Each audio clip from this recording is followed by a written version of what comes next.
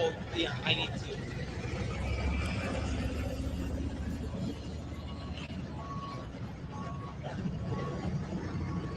Yeah, yeah, I need to. Yeah.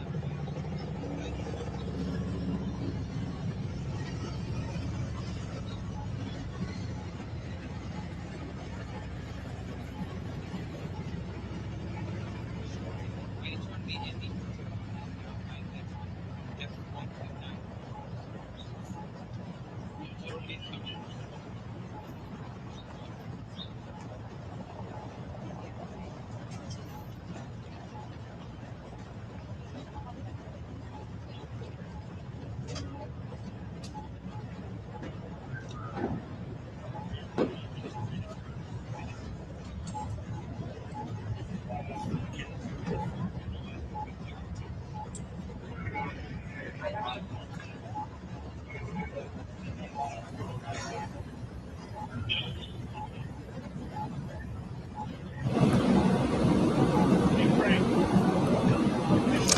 Hello and welcome to AP's live coverage of the inauguration of Donald Trump. I'm Meg Kennard. Joining me again here on set in AP's Washington Bureau is AP White House correspondent Sagar Meghani. Sagar, thank you as always for being here with me. Appreciate that. We will be here with you as we walk through all of today's official events. On this inauguration day, AP has live cameras positioned at every key location around Washington, capturing all of today's events. That includes inside the Rotunda at the U.S. Capitol, where today's swearing in will happen due to below freezing temperatures here in Washington. But first off today on this inauguration day is a church service at St. John's Episcopal Church. That's just across Lafayette Park from the White House. And this is a location where this sort of ceremony has been tradition for inauguration days, going back almost a century. So this will be the first time that we see President-elect Donald Trump before he is inaugurated for a second term in office. And it's a tradition that I was reading recently. It dates back to 1933 when FDR, Franklin Delano Roosevelt, was the first president to take part in this kind of a ceremony at St. John's Episcopal Church. You see it there in pale yellow tones with white columns across the front. And again, this is the first stop on this day. Donald Trump spent last night at Blair House. That is the traditional guest residence for presidents. And it's where the president-elect typically always stays before he is inaugurated. Donald Trump has actually been there for a couple of nights now. But tonight, he will be sleeping in the White House as the newly inaugurated president for his second term. So we are watching now and waiting for Donald Trump to be exiting Blair House and heading across to St. John's Episcopal Church. I was reading some reporting about what this service is like, and I say that I had to read about it because no cameras are allowed inside. This is considered to be a private event that does take place as part of the inaugural events, but it's not something that we in the media can really get in and see. But I was reading that the priest, the rector who presides over this service, sees it as relatively informal, a lot of prayer and a time for reflection as this incoming president prepares to take office. But he will be there along with family, some close advisors, some friends, invited guests. And it's a relatively simple service, from what I understand, that relies on the Episcopalian Book of Common Prayer without a traditional homily, without a sermon, without a lot of the things that we would see in a traditional church service. This is more of a prayer service. So that's what we will be anticipating as we get forward in this schedule. I want to talk really quickly as we wait for Donald Trump to show up here at this service. Sagar, let's talk a little bit about the day. After Donald Trump goes to this service here at St. John's Episcopal, what will we be seeing next? What will be his next stop? What we'll be seeing is some of the tradition that has surrounded the inaugurations. But again, the entire flavor of it here in Washington is so different. It is bitterly cold outside. Everything's inside. So you will not see the parade. You will not see the new president walking down Pennsylvania Avenue and then sitting in the reviewing stand. Those iconic images that we see every inauguration. We're used to seeing, for example, when the Carters walked that entire 3-mile route from the Capitol down to the White House and inside. Long walk, but they decided to make it. We will see Donald Trump, as you said, who is on his way to Blair House. J.D. Vance, the incoming vice president, already inside. Several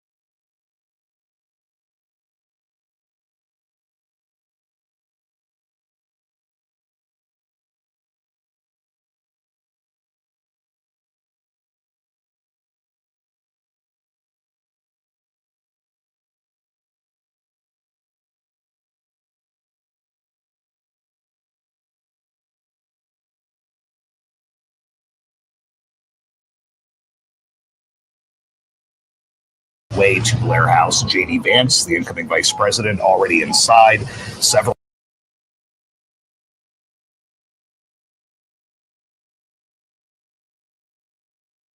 way to Blair House. J.D. Vance, the incoming vice president, already inside. Several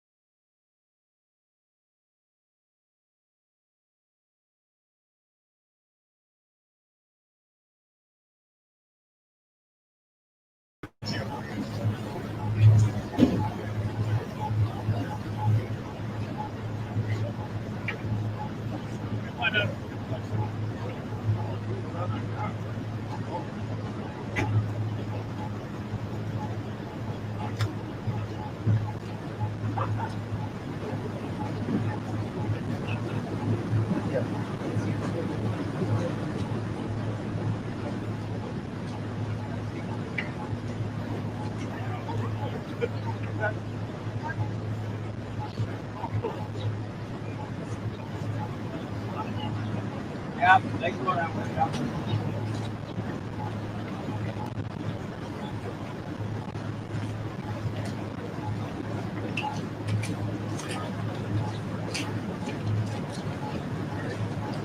I'm good. Thanks.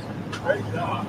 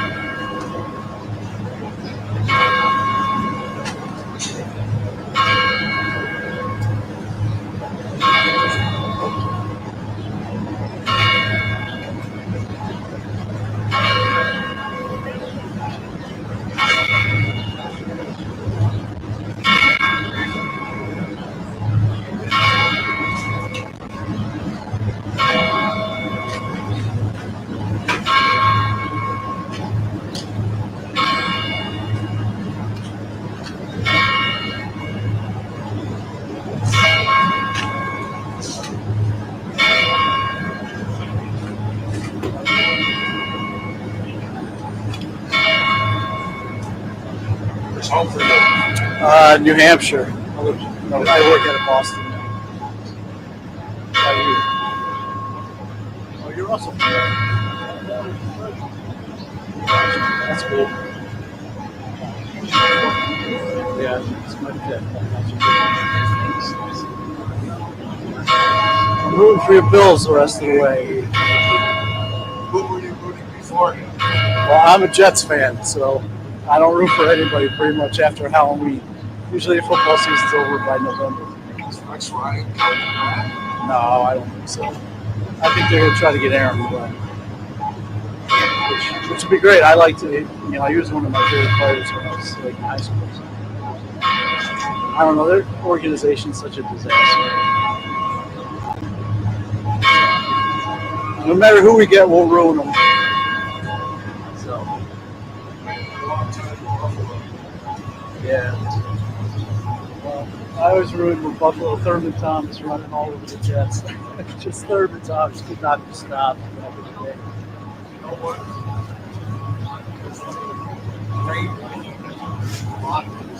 Yeah. Yeah. Right. Those were some great teams. Yeah. Doesn't he do a lot? Does he still live up there? Does he do a lot for the community? Did I hear that? Does he? Yeah, that's good.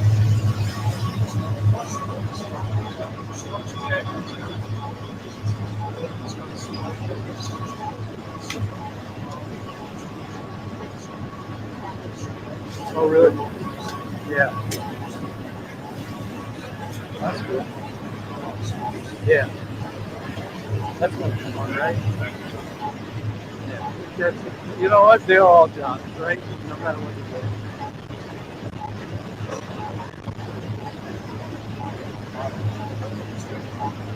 Yeah.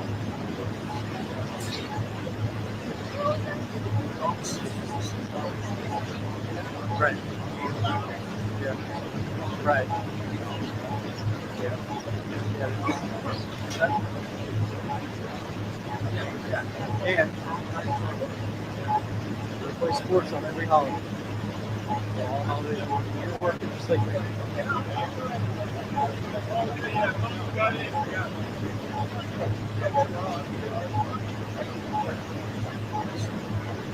Right.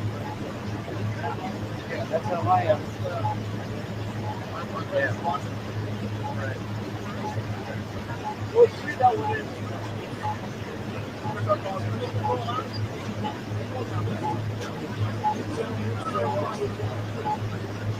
So for the reception, this will be the president and the first lady. And then when they do the four across, they'll step over. They should step over like this, but we'll see what they actually do. Correct. Yep. Sorry. Yep. Dr. Biden. For reception. So President-elect, when he arrives, they will stand here. We should stand here. Correct.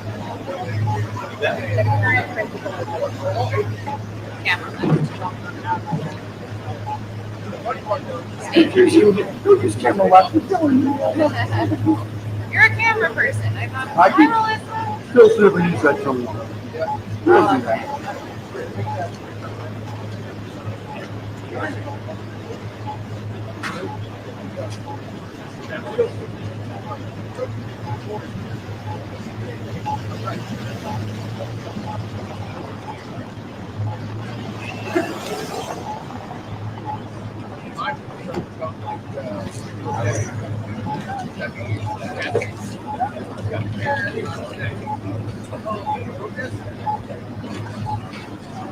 ABC, are you guys good?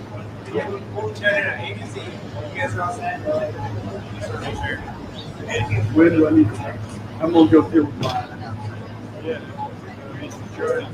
I'm one.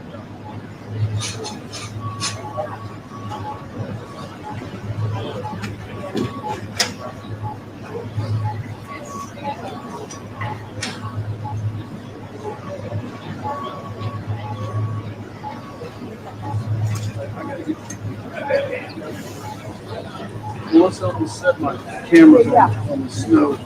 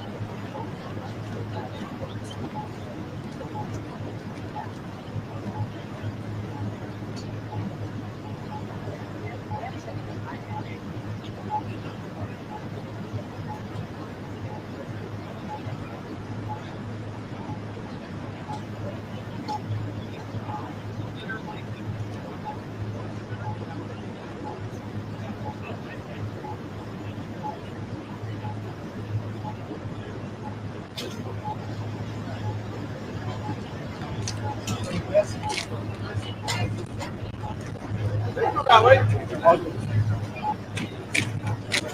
All right, go that way. Go that way. Yeah. Yeah, on the other sidewalk. They can go that way.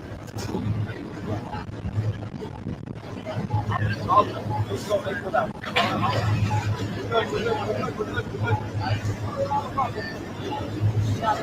way.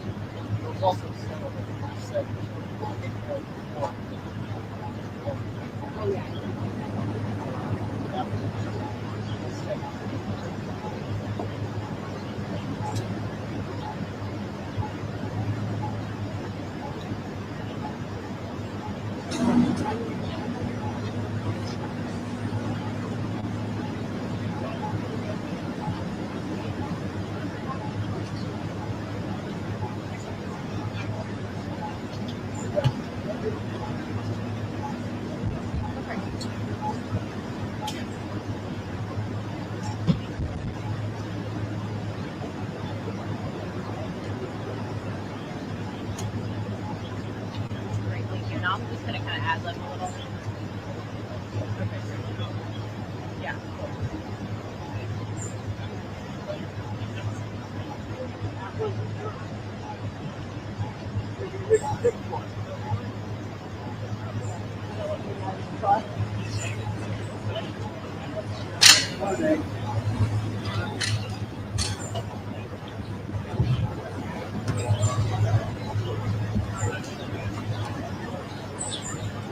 Yeah.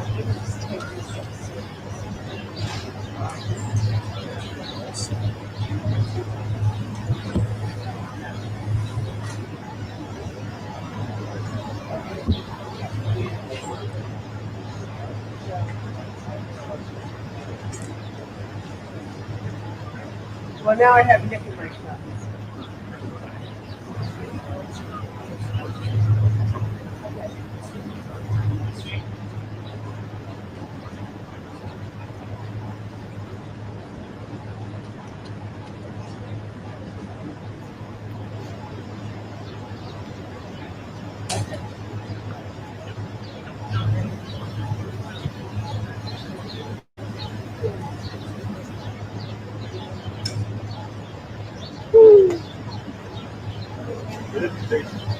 Well, I was here earlier.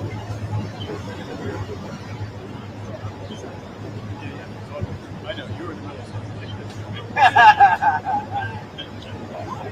I'll be a minute.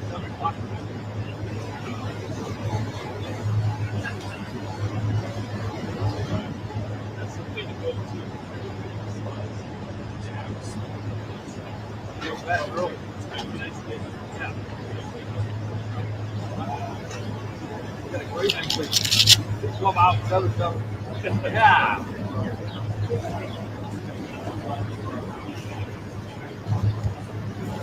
So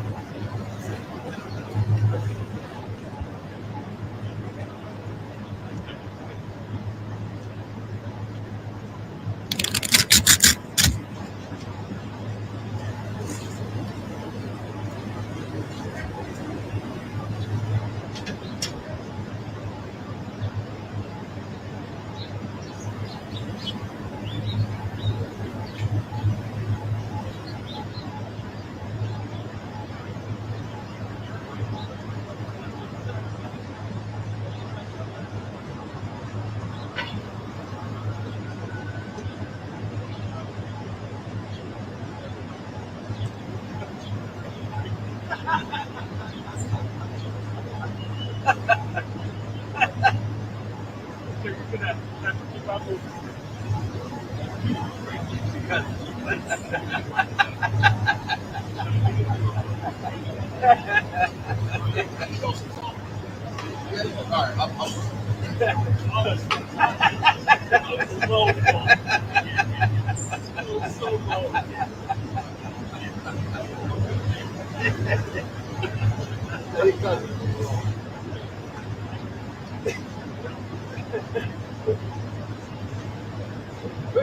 Oh, it's good. Look what?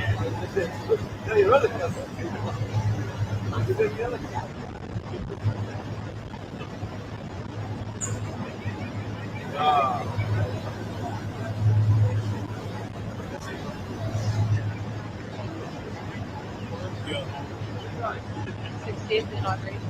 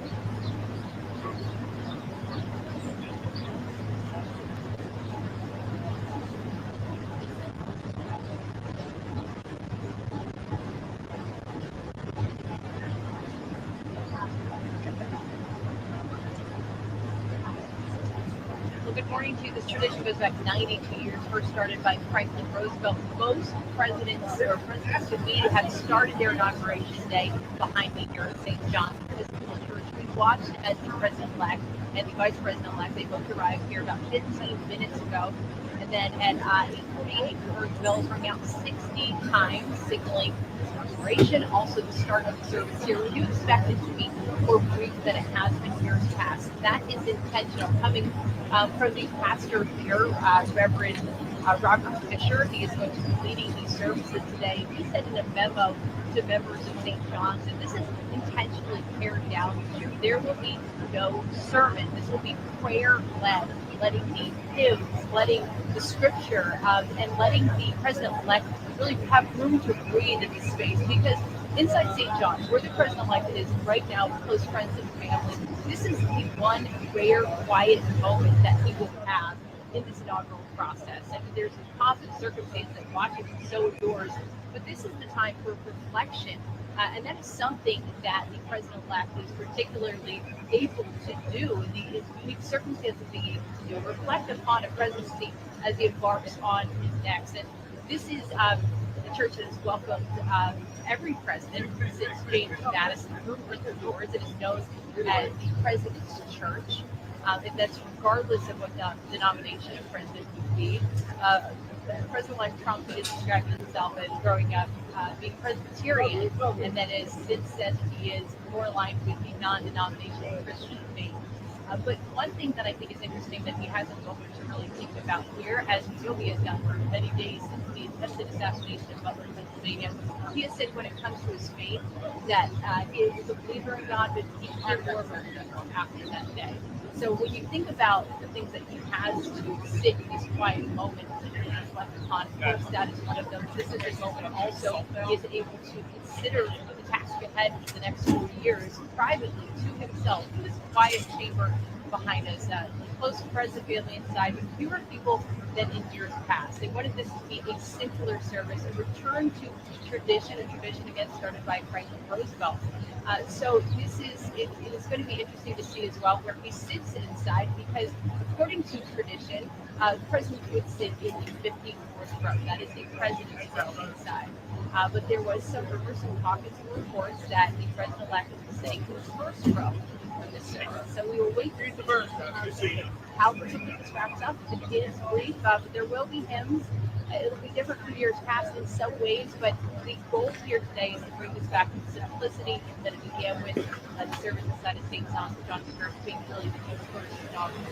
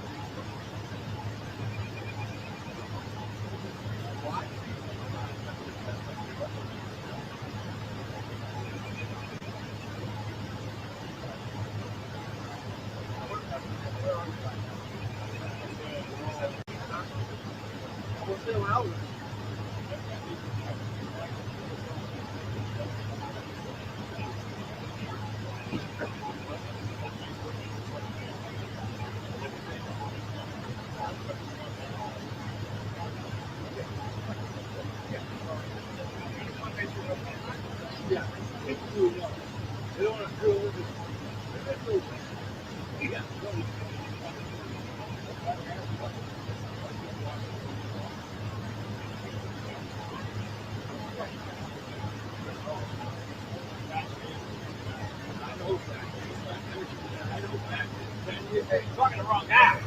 Wrong man. Wrong information.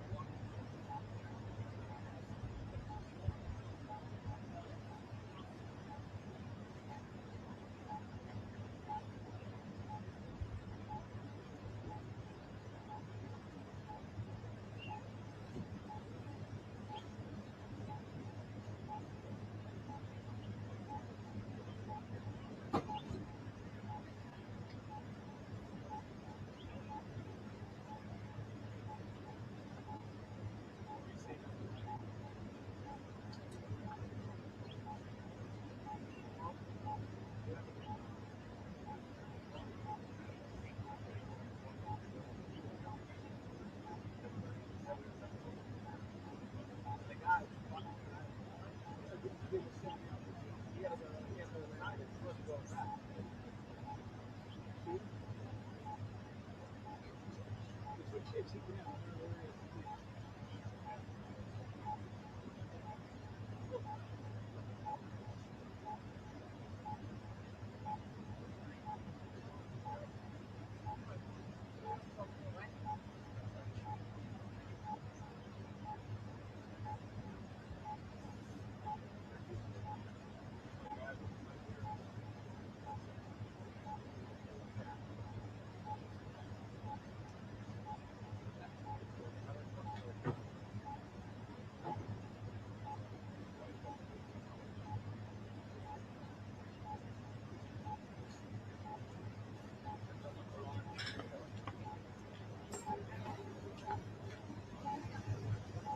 Trump!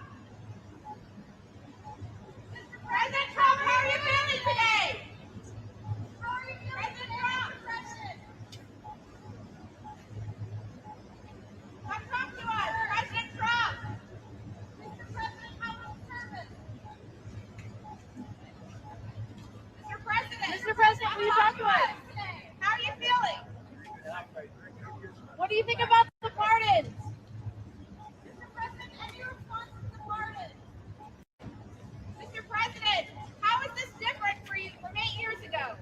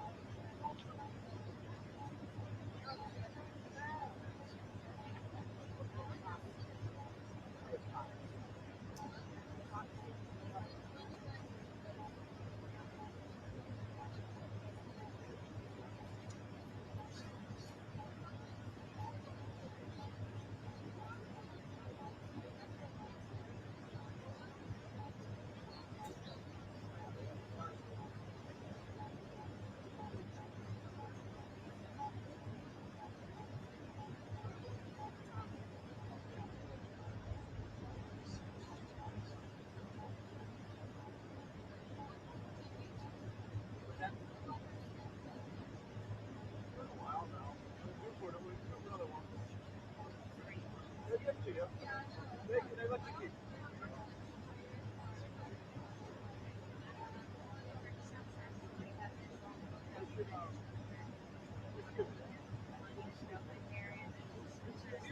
Shy, they can't.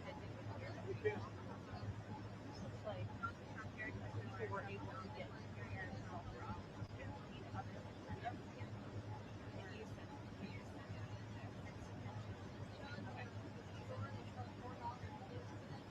Yeah. Yeah.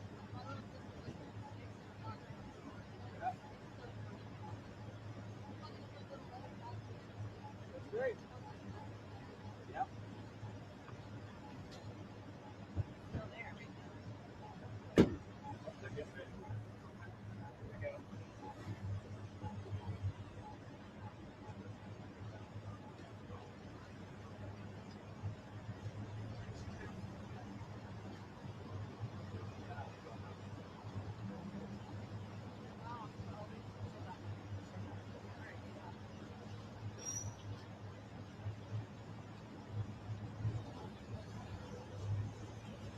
There's a sense of what you do in the States.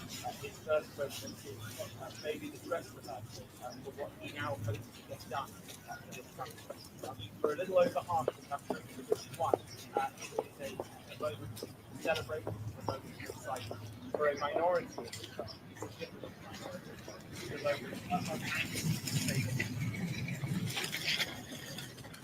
Thank you. Sorry, mate. It's all right.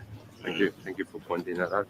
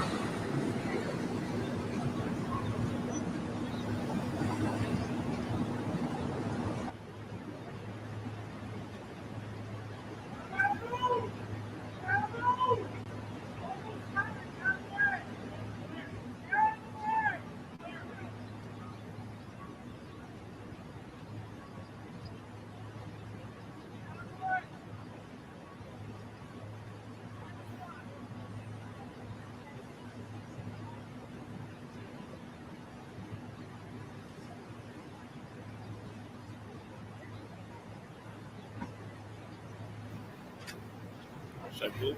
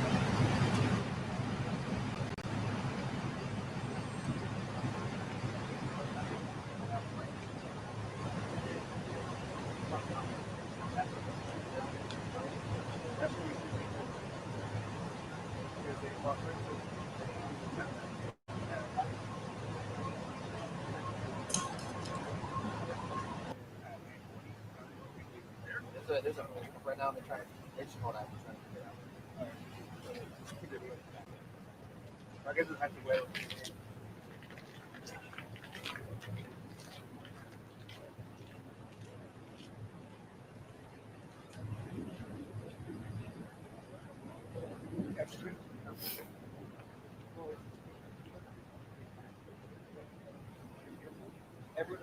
Everything.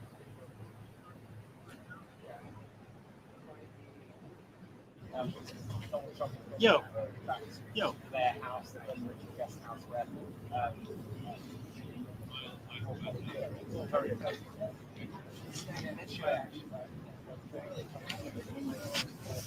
Sì, eccoci. Sì, stanno incominciando ad arrivare le motorcade della famiglia, stiamo vedendo le immagini fuori dalla Blair House che si trova a 50 metri circa da dove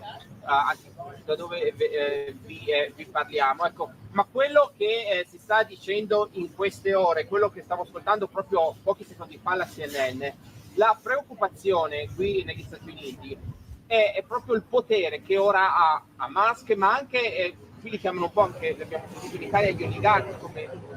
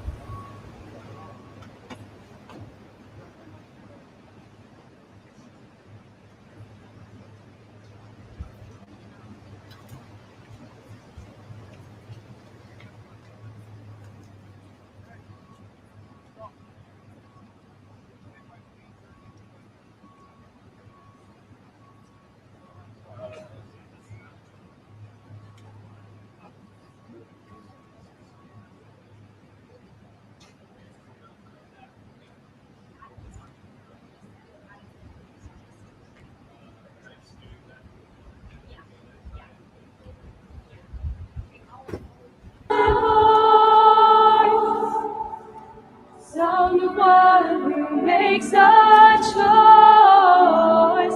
This is the sound of one voice. This is the sound of one voice.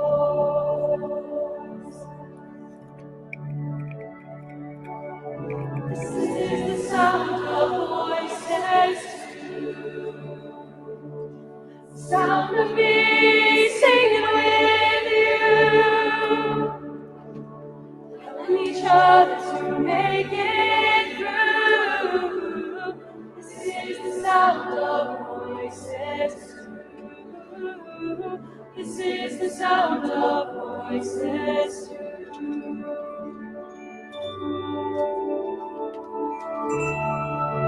This is the sound of voices free, singing together in harmony,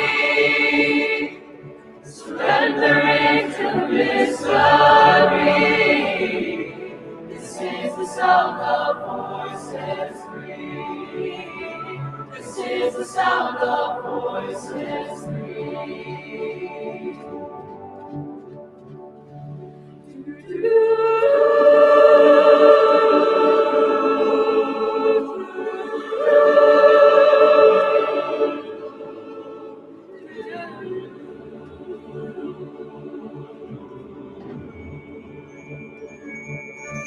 This is the sound of all of us, singing with love in the will to trust. Leave the rest behind and turn to God. This is the sound of all of us. This is the sound of all of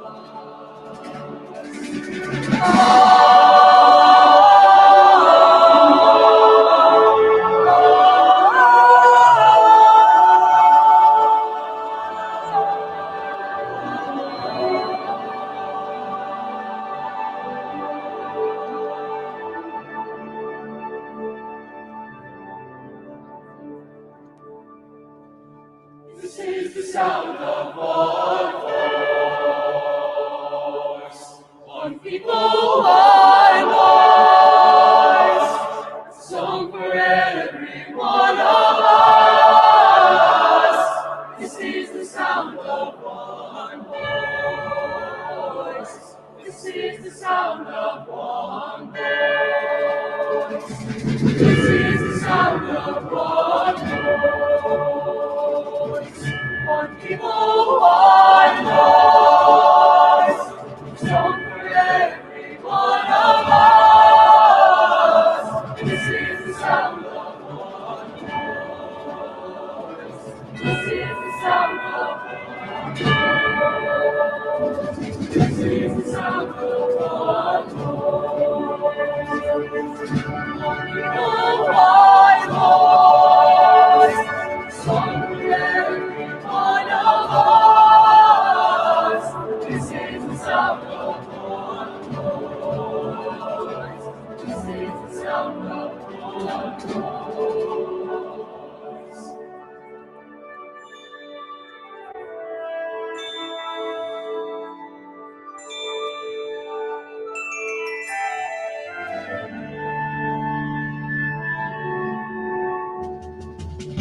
This is the sound of singing with love and a will to trust. Leave the rest behind and turn to God. This is the sound of all of us. This is the sound of all of us. This is the sound of all of us. This is the sound of all of us. This is the sound of voice.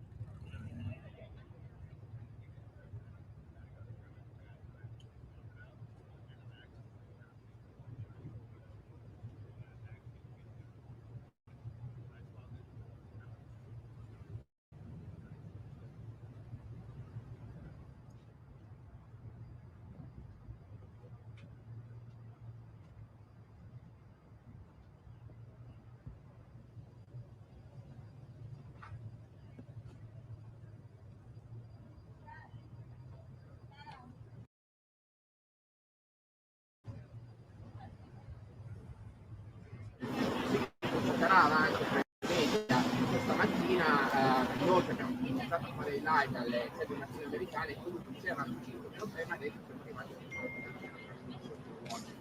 quindi non diciamo così credo, quindi si parla anche forse di pericolo per la vita.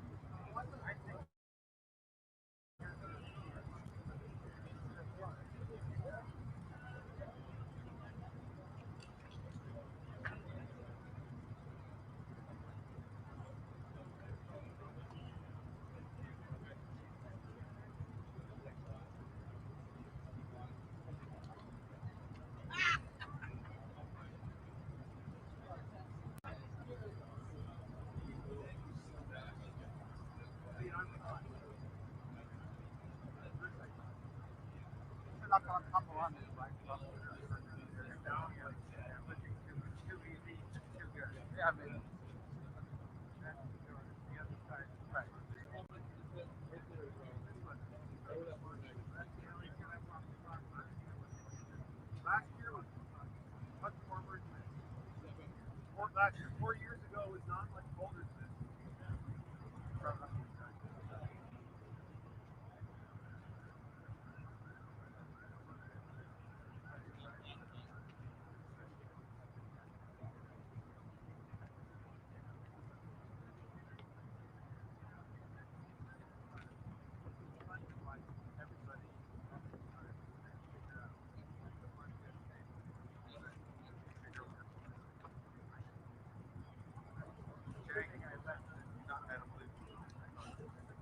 No. Nice to meet you. He forgot his phone. This is a chance for us to go back to get his phone and call all our relatives overseas. You just stay here. This is a primo position. Chang and I will be right back. I'm sure you got credit cards on there. We can order some pizza. Yeah, well, it's all right. On eBay, you got that $11,000 fisheye one. That's just another. Oh, it's only 2 vehicles. That's probably just said in church. Yeah, no.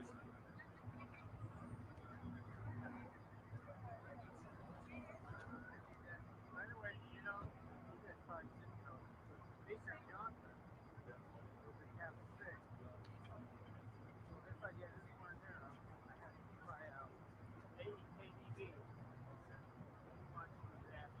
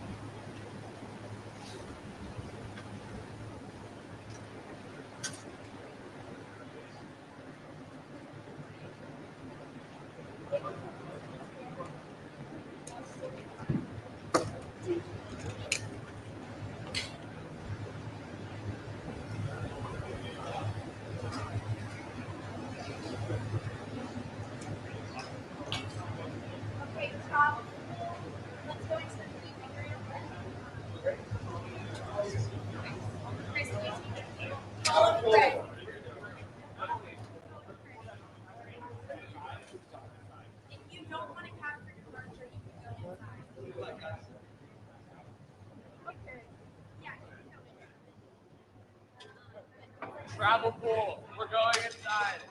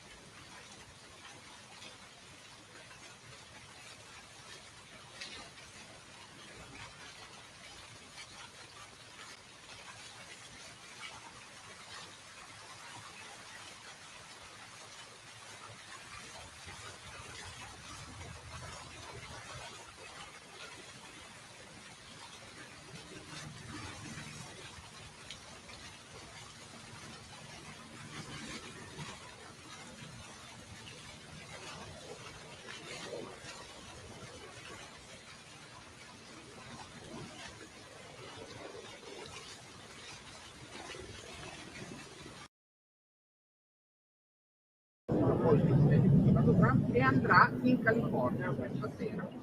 È usanza che il presidente americano uscente lasci il posto, perché sarà appunto una cerimonia.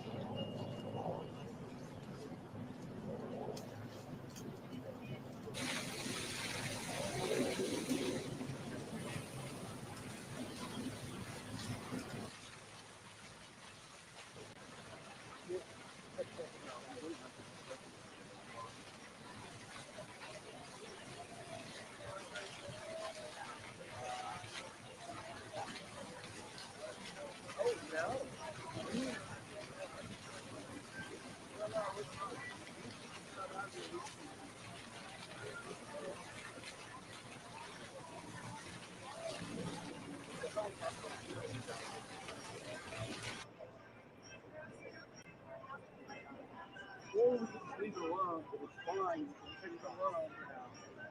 We're just using this floor plan. They're using all that. Yeah, so what you do is you got a piece of tape. Okay, I have zip ties. Hold that there. I should be getting Here we go. Yes, you do the trick.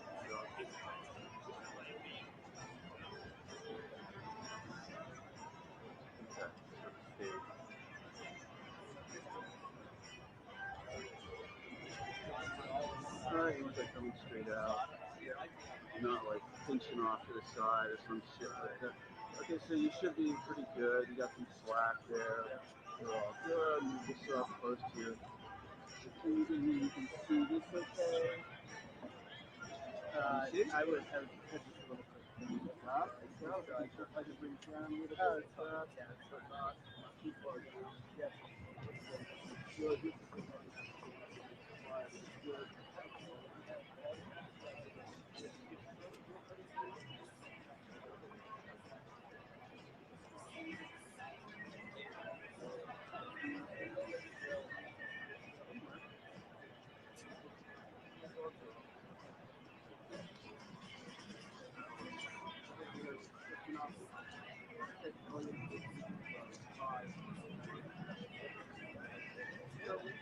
All the way over there, we have a modern coil pouch tied up at the end of that way over there, on the other side, and we're going to put that to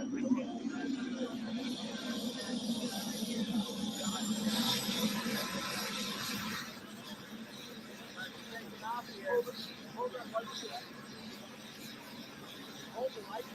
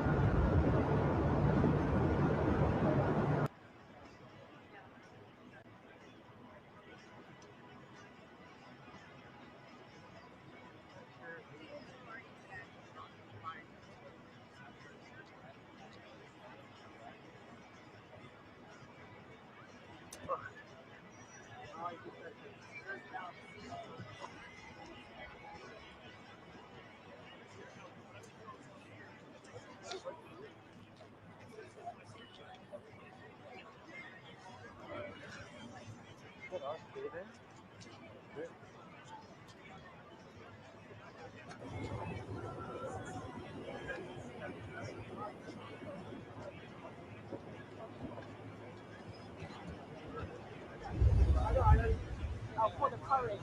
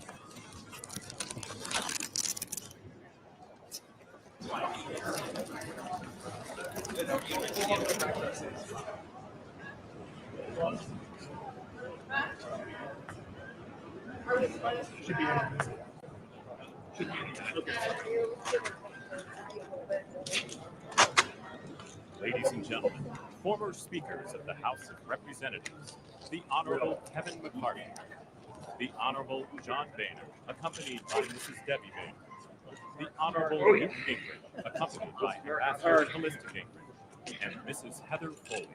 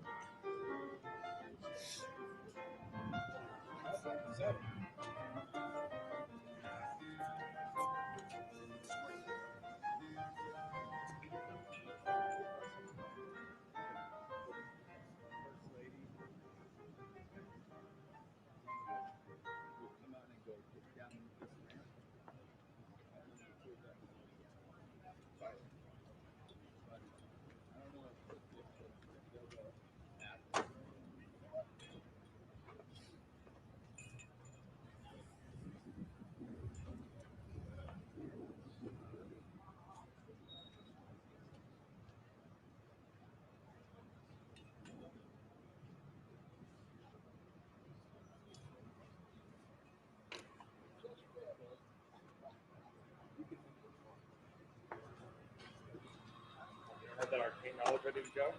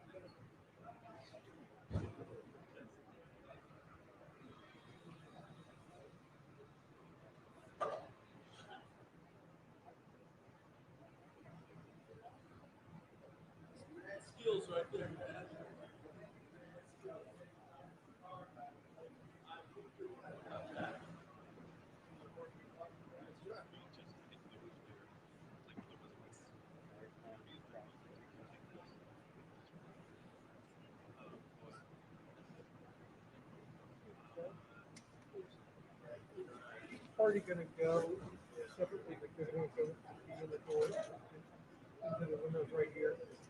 Yes. South. Spouses will go first. The second spouses will go Okay, so first. everybody will go in right here. Everybody's going to go, one car at a time. They'll fill up and leave. Next one comes up. Not yet.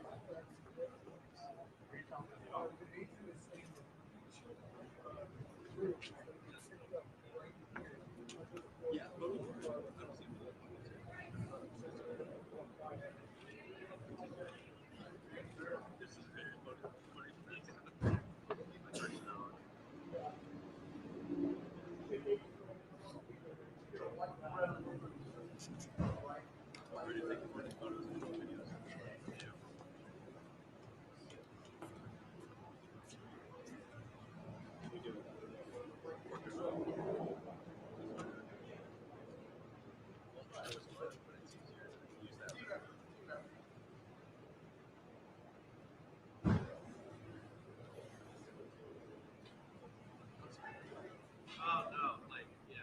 Oh.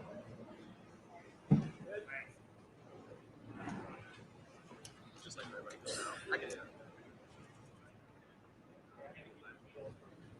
It's like,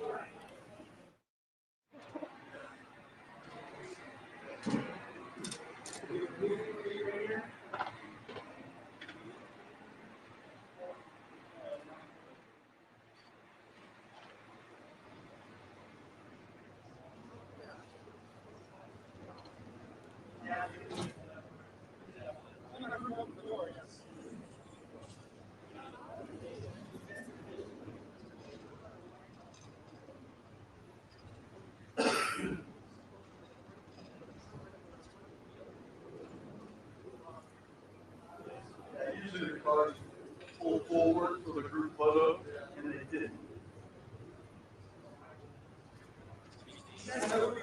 Mine and this. If you do, you just pick it up and just put it in the bushes and take care of it. They're coming out.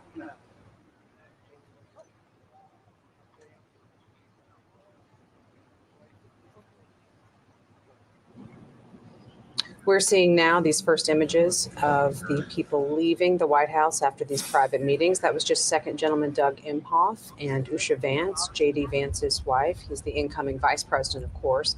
And they are the first to be set up in the official limousines to be departing the White House, heading over to the U.S. Capitol for the swearing-in ceremony, which will be happening in just under 2 hours from now, if we're sticking to the official schedule of events here in Washington. There you see one of 4 limousines now, at least, that are lined up there at the portico of the White House. We'll be taking Doug Imhoff and Usha Vance off to the U.S. Capitol. They are departing now. We expect next to see Vice President Kamala Harris and the incoming Vice President-elect J.D. Vance, exiting next and getting into their limousine to be taken off to the U.S. Capitol. Of course, J.D. Vance, here in just a little over an hour and a half from now, will be the Vice President of the United States, being sworn in by Supreme Court Associate Justice Brett Kavanaugh, one of his longtime friends, as we're all reading up on history of all of the characters involved with this Inauguration Day. They've known each other since their Yale Law School days. So there's a fun fact for you. But here we're still looking at pictures of the White House where for the past little bit of time, under an hour, there's been a unofficial casual tea and coffee, off the record, at least not privy to reporters like me, but a meeting between President Joe Biden, First Lady Jill Biden, and the incoming President Donald Trump, President-elect, and Melania Trump, his wife. They have been gathering for one of these moments that we see on Inauguration days here at the White House. And soon, those two will also be getting into a car together and making that trip just a couple of miles down to the U.S. Capitol, where the rest of the official swearing in for Donald Trump's inauguration will be happening on this Monday, January 20th, here in Washington, D.C. So we're looking at those doors, waiting to see who's coming out next. Sagar, we can spend this moment, I guess, just to kind of talk a little bit about this last day in office for the Bidens, not just as an administration, but as a family. They have been living in the White House for 4 years. And once they leave here in just a few minutes, that move out process really kicks in to do that turnover in between administrations. There's really only about 5 or 6 hours to get it all done. What all is going to be happening once they exit those doors? Yeah, it is a fascinating choreography that takes place right now at the White House. We're looking at the North Portico. Well, they arrived and they'll be leaving. On the other side of the White House, there are moving trucks lined up that will be waved in the instant that the Bidens and the Trumps leave. One group will be moving all the Biden stuff out. One group will be moving all the Trump stuff in. In between, stripping all the beds, shampooing the carpets, replacing what needs to be replaced. Linens, towels, whatever it might be. Closets stocked. The White House usher's office would have been in touch with the Trumps for the last few months about where certain things go, what are the favorite foods and snacks that we need to have in the various kitchens, in the residence, and elsewhere. We know all about Donald Trump and his penchant for Diet Cokes. You can rest assured that there is a lot of Diet Coke on hand, at least on the White House driveway right now. So, yeah, they've got about 4 or 5 hours of controlled chaos, as one former White House official put it, to get all the old First Family stuff out and make sure that when the new First Family comes in, they're good to go. They're not having to root through boxes like the rest of us when we move into a new place and, where is that stuff in the kitchen, or where did we put the bike pump, whatever it is. That's all laid out in the mansion. Donald Trump's not going to have to be looking for any of that. Yeah, moving day is always a stressful time, trying not to think about that, because it's just, you're living in those boxes for months, but not when you're living in the White House, because there are plenty of folks to take care of that. And then there's the personal part of just leaving where you've lived for 4 years, a place that in Joe Biden's case, he tried so hard for so long to get into, and now has to leave 4 years later. And on his, perhaps his final tweet under the @POTUS account on X, it's a selfie with the president and the first lady, with a snow-covered rose garden behind them in the Oval Office just on the other side. One more selfie for the road. We love you, America. So you can almost picture them stepping out onto the colonnade on this horribly cold DC day to say, hey, let's take a quick selfie. I mean, I've done that, walking along that when we're out covering White House events. But for the president and first lady to get to do that one last time, because as you said, when those doors open again and they walk out, that's it. They're boarding what would be known as Marine One and heading out. And that is the end of the Biden presidency. Yeah, it's just so interesting to think about, what you were just mentioning about that personal side of things. What we're watching are all of these official events, and what we know always is part of the TikTok of a day, like Inauguration Day. There are set pieces. There are even specific times assigned to a lot of this, especially that noontime when it is according to the way that things are set out. It's not just we picked this time. It's like that is the official time. Now we're seeing those doors at the north portico of the White House open again. We see First Lady Jill Biden and incoming First Lady Melania Trump exiting and getting into their own limousine, where they will be taken over to the U.S. Capitol.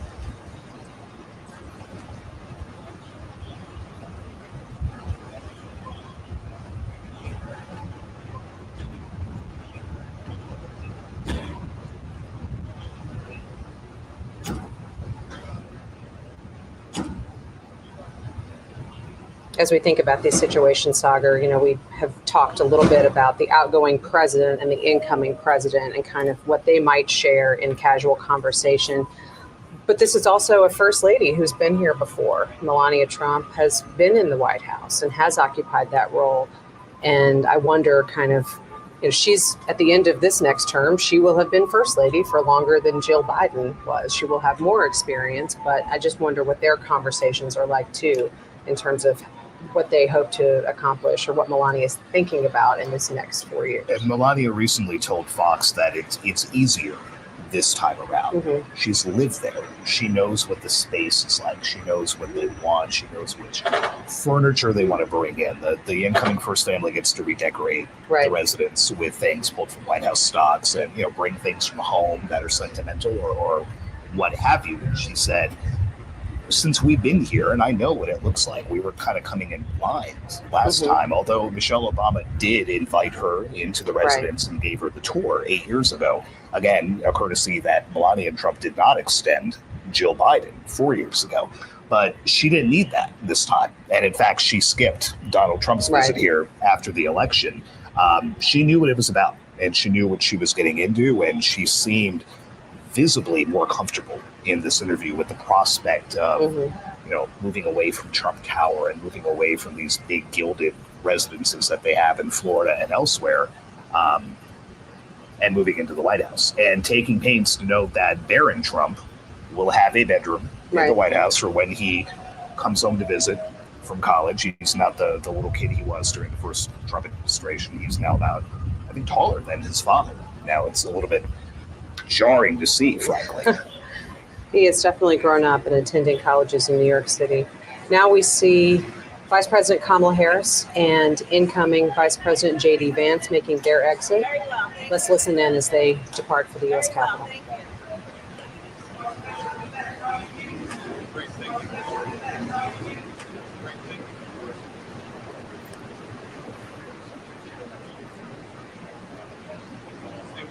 Thank you, sir. Thank you, sir.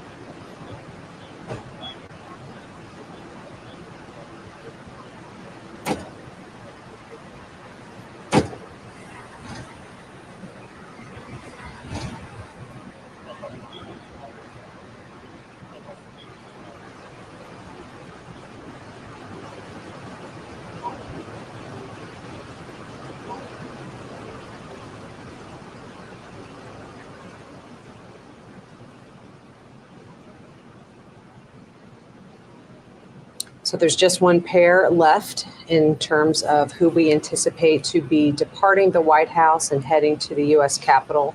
That will be President Joe Biden and President-elect Donald Trump, who will be getting into what you see there, that limousine that's pulling up here at the north portico of the White House. to take them to the U.S. Capitol for Donald Trump's second inauguration. President Biden confirmed as President-elect Trump arrived this morning that he did, in fact, continue a tradition dating back to Ronald Reagan, now in 1989, of leaving his successor a handwritten note inside the Oval Office. There had been a little bit of question about whether that was going to happen. Donald Trump left Joe Biden a note. Remember, he did not concede the race, still has not conceded it, but he did leave Joe Biden a note. President Biden has refused to divulge what was in that, except he called it shockingly gracious. And Trump himself said that he spent a few days mulling over what to put in it. So President Biden's not saying what is in the note, but he is now the first president to receive a note from the person for whom he then had to write a note. We're full of presidential history and tidbits today, and that's absolutely. It's just one of those circumstances. That's another one that wasn't on the list for this morning, but there it is. Thank you for that. I guess I'm just a nerd, but I do really enjoy learning more about this presidential history. And this is one of those days where we all kind of get good reminders of a lot of different inauguration related tidbits, particularly. So much rich history here. We would note that when the Trumps arrived, President Biden made it a point to say welcome home to Donald Trump as they approach. So I think the facial expressions will tell us something when they walk out those doors. A lot of smiles and handshakes on the way in. And now the reality of making that final walk out that door and that trip to Capitol Hill. It is kind of interesting to think about this in the context of what we just saw a few weeks ago with former President Jimmy Carter's funeral, where we had the current president and several former presidents and their wives in attendance, seated together, greeting each other kind of backstage before they all came out. And there's always a lot of armchair quarterbacking in terms of trying to figure out exactly what the mechanics are and if any of these folks get along. But as we know, there is the ex-president's club, where only someone who has been through the mechanics of this job really understands other aspects of it. And I think that's something that's important to remember when we have these moments. There are a lot of political disagreements, certainly over a variety of different issues, but it is a select few people who really have been there and understand the gravity of the office. And it's what America wants to put on display every 4 years, right? January 20th is the day to show the world, yes, this campaign was bitter. It was nasty. You and I were out there enough and heard these speeches. But when it comes time and the election happens, more often than not, the loser says, you know what, I lost. And the people made their choice. Now we move ahead. Now you make the change. And here we see these doors opening again, where President Joe Biden and President-elect Donald Trump are exiting the Capitol. They're preceded by Senator Amy Klobuchar, Democrat from Minnesota. Let's listen in as they leave the White House.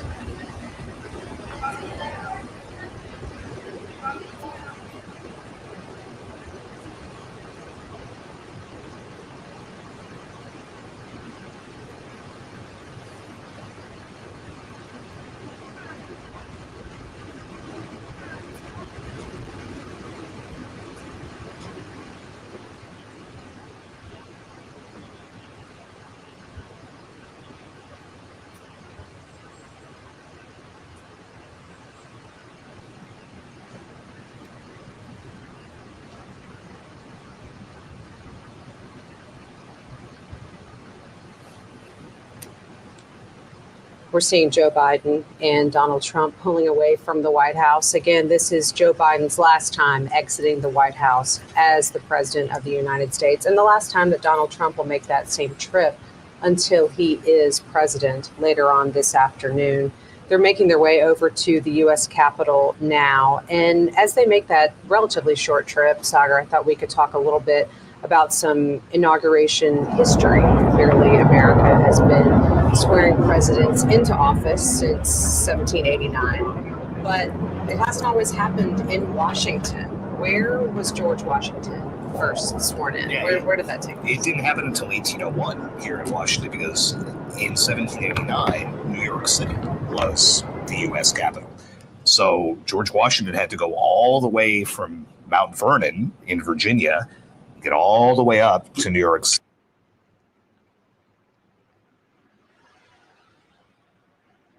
4th was the date. It didn't happen until April 30th. And so George Washington took the oath of office there. I walk on untrodden ground was one of the lines that he uttered. 4 years later, he took it in Philadelphia, which, again, at the time was the capital. It wasn't until Thomas Jefferson that the first oath was taken here. It has been taken here every time since, whether that was in the Capitol, whether the oath is in the White House, like Ronald Reagan was forced to take it 40 years ago. You had the exceptions due to tragedy. You had Lyndon Johnson take the oath aboard Air Force One on the tarmac at Love Field in Dallas after John F. Kennedy was assassinated. Calvin Coolidge, the vice president, was at his family farm in Vermont. No running water, no power. Warren Harding dies. A courier had to be sent to the Coolidge farm to tell the vice president that he was now the president. His father is a notary public. Oh, convenient. And standing in the family farmhouse with a kerosene lamp, gave his son the oath of office. Calvin Coolidge, of course, returned to Washington to then do that. But it's taken a few different forms over the years, but the oath stays the same. For now on, the date stays the same. And everything else is just kind of part of the fabric of Washington. That's fascinating. We're seeing the motorcade now make that turn onto Pennsylvania Avenue as they proceed from the White House down to the U.S. Capitol. At the Capitol, we've seen various dignitaries making their way into the Rotunda. We've had former speakers of the U.S. House and others who are getting into what is a relatively small space, all things considered, for an entire swearing-in ceremony to be happening. Ordinarily would be out on the west front of the U.S. Capitol, but due to weather, everything is moved inside the Capitol Rotunda, where there are a number of seats arranged, but there's really only space for a small fraction of who would ordinarily be watching this all take place out of doors on the west front of the Capitol.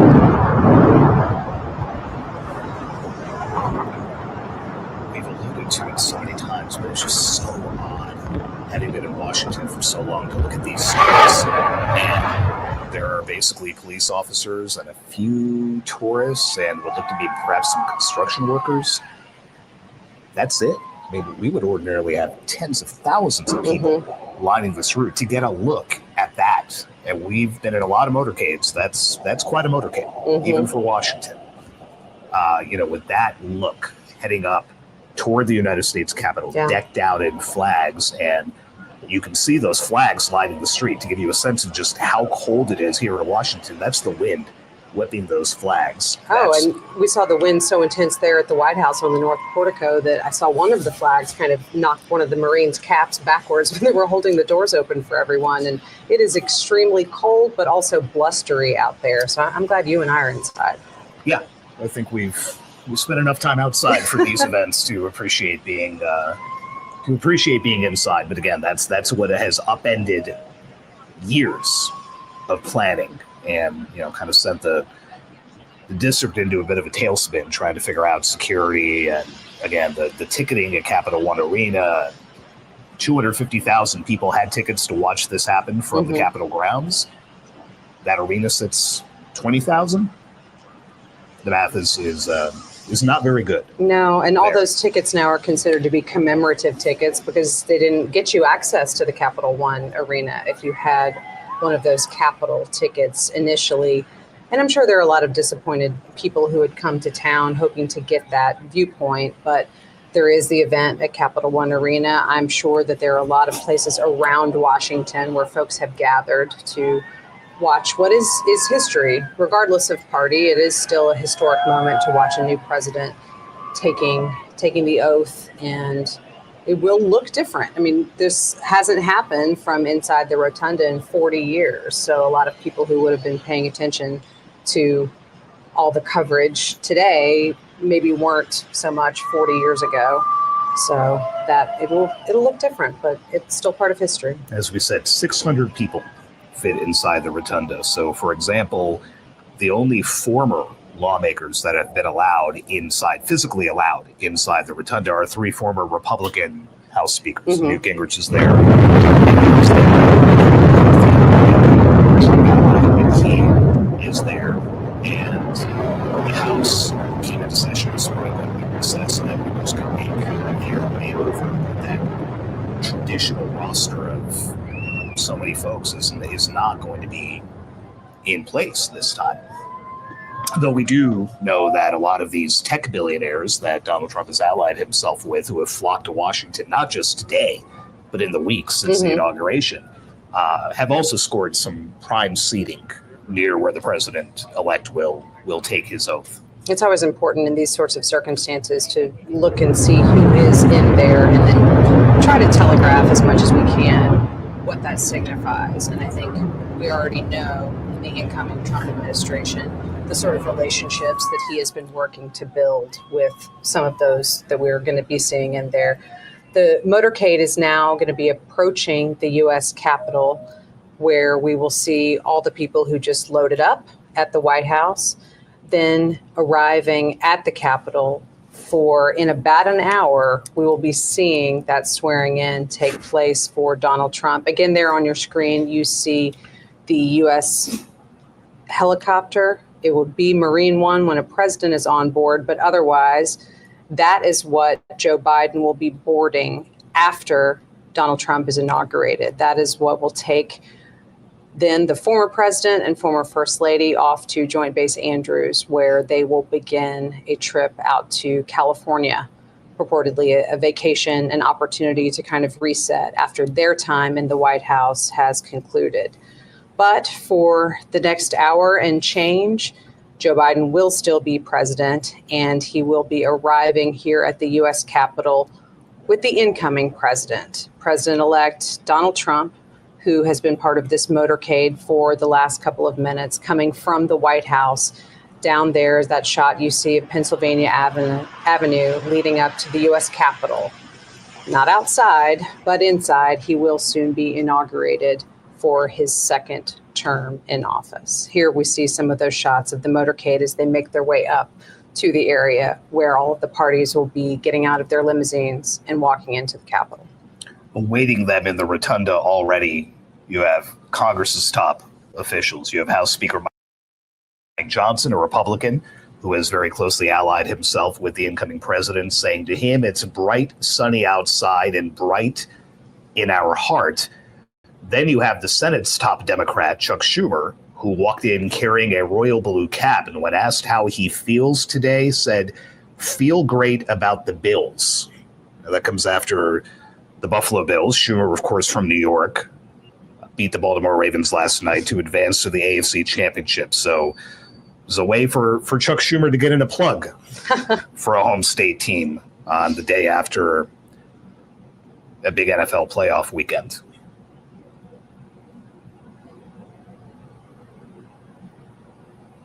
We see these arrivals starting to happen there at the U.S. Capitol.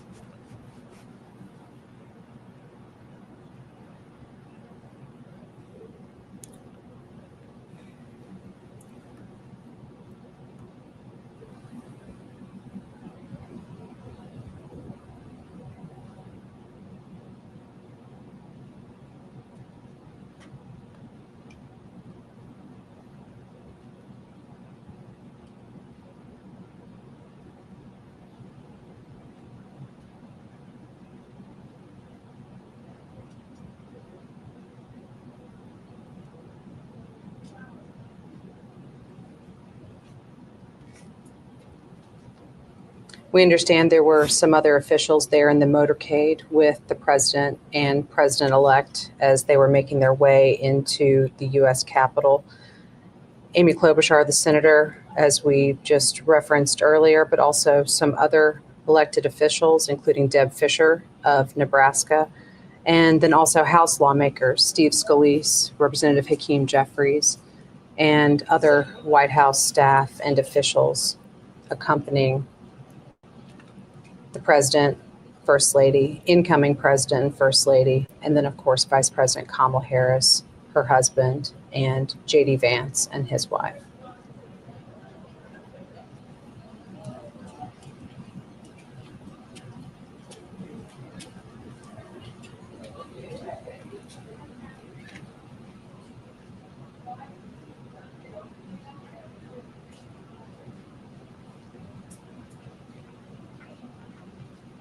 Just got.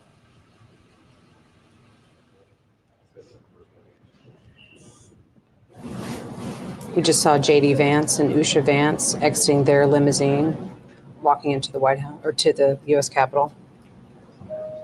You see even police officers who are used to this kind of thing in Washington want to get their picture taken in front of the helicopter. That's quite a shot for that officer to have. Marine One sitting in front of the Capitol dome. Not something you see all the time. No.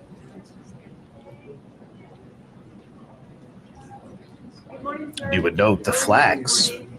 That one flag you can see flying in front of the Capitol dome back up at full staff after they had been lowered for the Jimmy Carter warning. We see now people from that motorcade have been making their way into the Capitol. That includes President-elect Donald Trump. We're looking now inside the Capitol Rotunda. There you see Elon Musk, one of those businessmen who are invited to be part of this very small, relatively speaking, swearing-in ceremony. There's Melania Trump.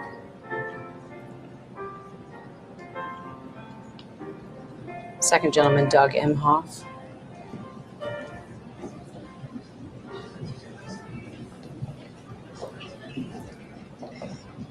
Good morning, Mr. Vice President. How do you feel? There's J.D. Vance and his wife, Usha. Comments, sir?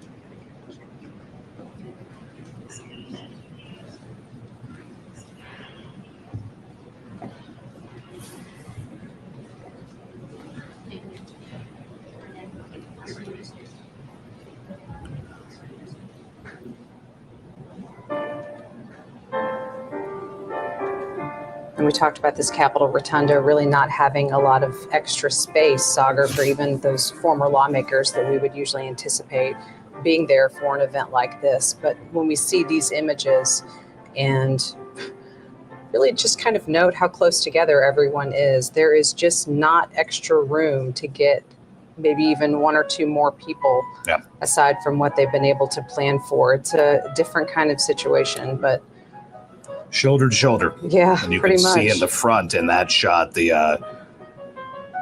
current members of the Senate kind of cramped together. You had Mark Warner, a Democrat from Virginia, next to John Barrasso, a Republican from Wyoming, who is next to Dick Durbin, the number 2 Senate Democrat from Illinois, all kind of clustered very close together here.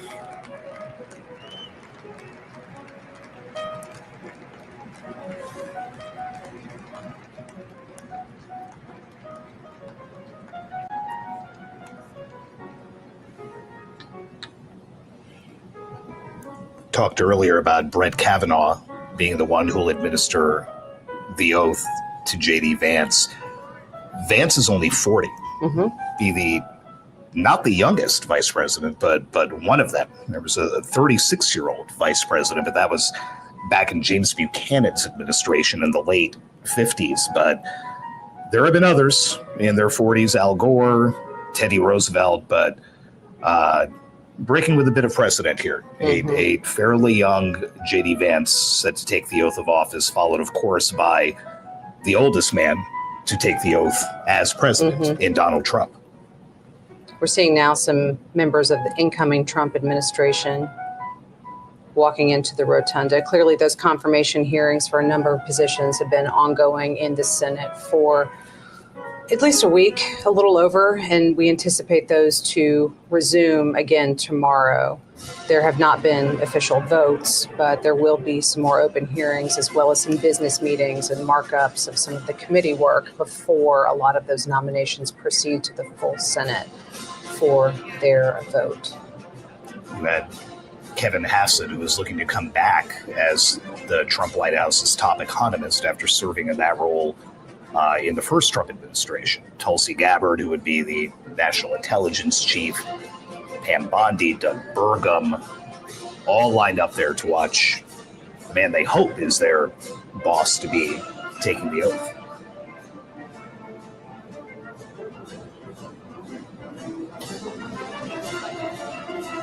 Susie Wiles, White House Chief of Staff.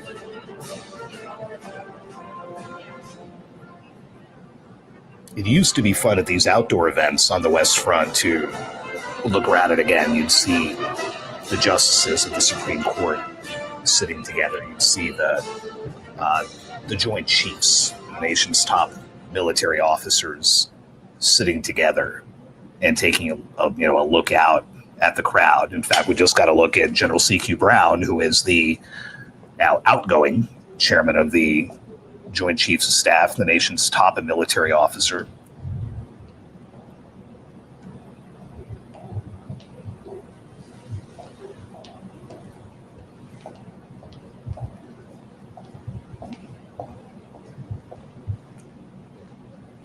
Former Vice President Dan Quayle and Marilyn Quayle making their way inside the Rotunda.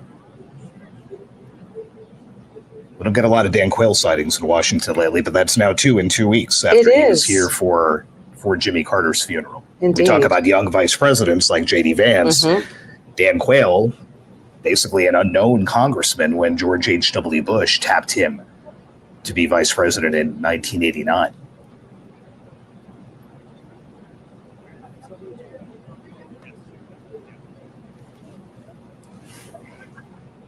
It is rare to get all of these officials together in the same space, but I think there have been a lot of remarks lately about how that does happen at inaugurations and funerals, and we have had 2 of those in close proximity here in Washington in recent weeks. It is reassuring, frankly, is it, for those of us who spend so much time covering the division here in Washington and the rancor, to see these people sit next to each other, to chat with them, to do what George W. Bush did at the Carter funeral and literally tap Barack Obama on the belly as he walked by. Former Vice President Mike Pence coming in. Clearly he was vice president in Trump's first administration. Now joining the dignitaries who are in the U.S. Capitol Rotunda.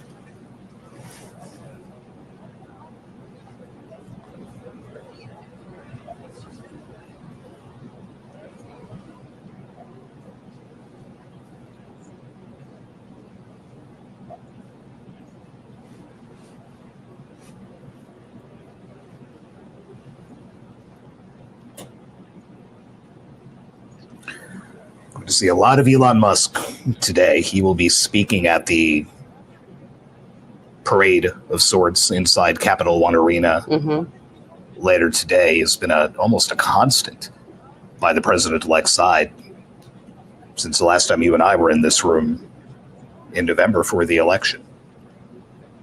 And up until then, he had stumped so heavily for Trump on the campaign trail, particularly in Pennsylvania, which was one of those major areas of focus. But yes, was part of the events at Capital One Arena last night with his son X, who actually joined him on stage with Donald Trump and didn't make his own remarks, but certainly was part of his father's remarks. But now we see Musk there again in the Capitol Rotunda and will be the incoming head of the Department of Government Efficiency, not an official government agency, but intended to cut costs throughout the government, something that Donald Trump has asked Elon Musk to be in charge of. So we will see what that agency or what that department accomplishes. A new agency to cut back on the other agencies. With Vivek Ramaswamy, who we saw earlier, he's there somewhere. There's nowhere really to hide in the Rotunda. No, we'll see him. We'll see him pop back up. Not a lot of space.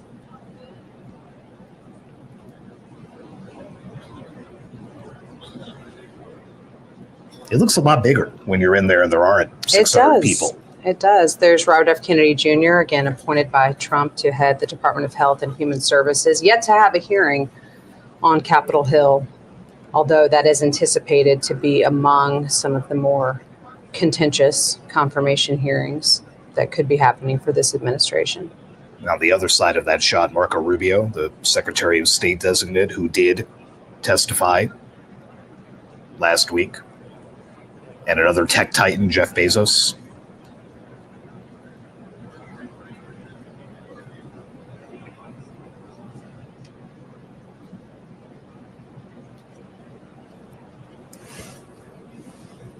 we talked earlier about what's in the Constitution about the inauguration. There's nothing about a parade. There's nothing about balls. There's nothing about how you get to and from the Capitol. It's the date and it's the oath. That's it. Everything else has kind of evolved organically. In this case, evolved due to the weather. But all it prescribes is that by noon, that oath has to be taken. We are just over an hour away from that and should be approximately 55 minutes, let's say, from Donald Trump reciting those 35 words for a second time.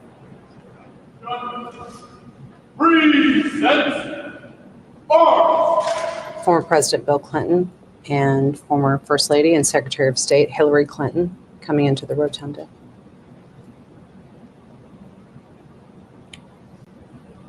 Hillary Clinton said watching Donald Trump take the oath 8 years ago after he beat her in that election was one of the hardest days of her life, but she felt a duty to be there and again to be here today with her husband, the former president.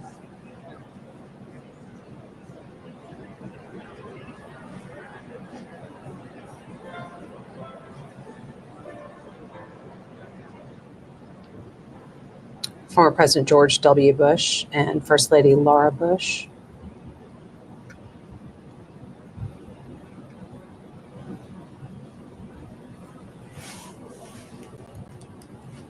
We lamented that the indoors are going to rob us of one of the great visuals from inaugurations past. George W. Bush sitting there in his clear poncho. Yeah, almost looked to be a homemade rain cover of sorts. Yeah, with this being inside, we really don't get to see that winter weather gear, unfortunately. There's former President Barack Obama also coming in. Without former First Lady Michelle Obama, who notably said that she would not be attending this inauguration. Also did not attend Jimmy Carter's funeral here in Washington a few weeks ago.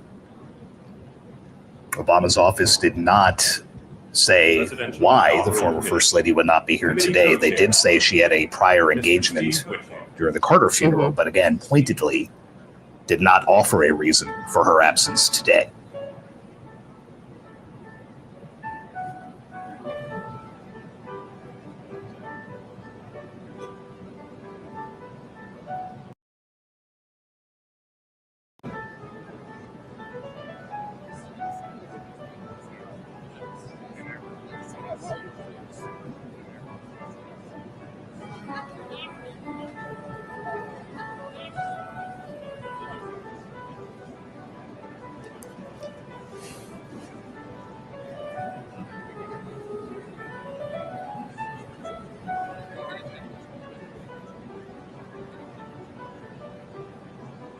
We're still taking a look inside the Capitol Rotunda there on the left-hand side. But on the right, that is, again, the Capital One Arena where Donald Trump, after he is inaugurated, will be making his way in what would be the inaugural parade is now subbed in for an indoor event there at Capital One Arena here in Washington.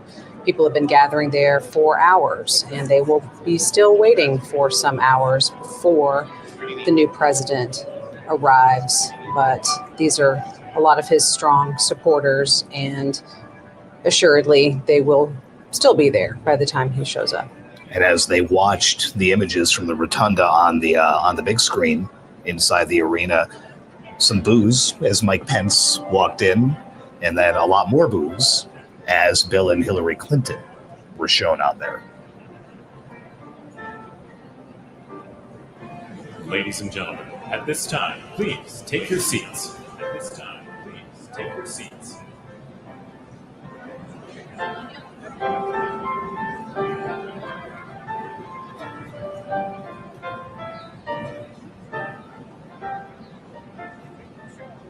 Folks in the Capital One Arena are able to watch all of the ceremonies and events from the Capitol Rotunda on the Jumbotron screen there in the middle of the arena.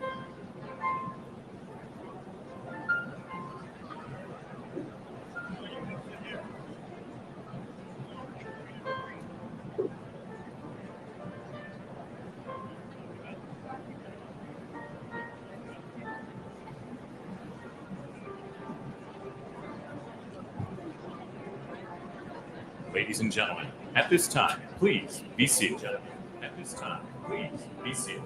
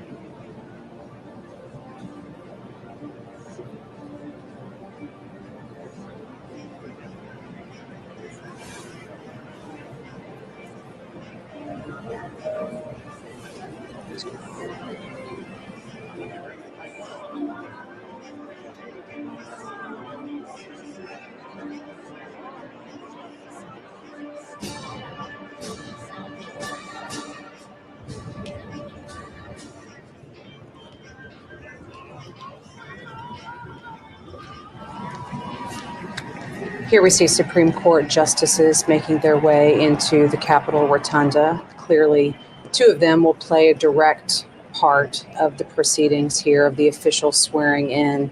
Chief Justice John Roberts will be the one to administer the oath to the president, as is tradition. And then Associate Justice Brett Kavanaugh will administer the oath to incoming Vice President-elect J.D. Vance. Interesting to note his wife's ties to both. You had Lucia Vance served as a clerk for Chief Justice Roberts. That is a coveted post in the legal community. And J.D. Vance was once a student in a law seminar taught at Yale by Justice Kavanaugh. And that explains the ties there and the reason that you just saw Brett Kavanaugh walking in ahead of Clarence Thomas, who is the senior member of the court, who always asks the first questions during oral arguments before the Chief Justice does. It is always Justice Thomas. And that was a little bit striking to see Justice Kavanaugh, who came to the bench years after Justice Thomas, walking in front of him.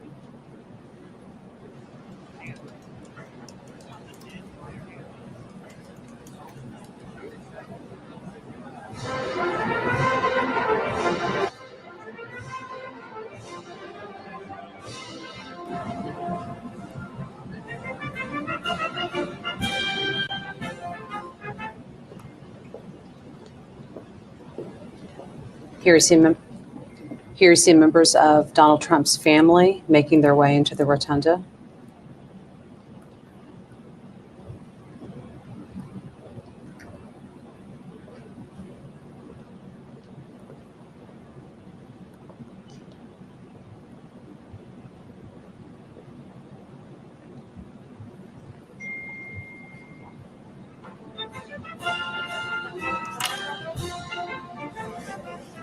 Joked about Barron Trump earlier, but that shot of him with the slicked back hair a little bit there is very much looks like a late 70s, early 80s Donald Trump.